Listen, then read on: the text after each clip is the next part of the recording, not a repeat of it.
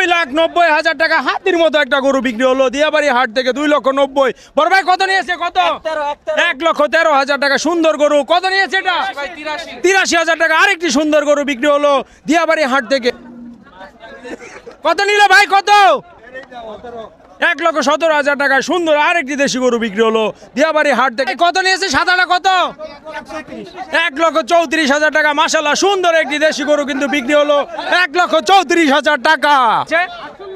1,48,000 টাকা। মাশাআল্লাহ অনেক সুন্দর একটি শান্ত গরু দেশি গরু বিক্রি হলো 1,48,000 টাকা।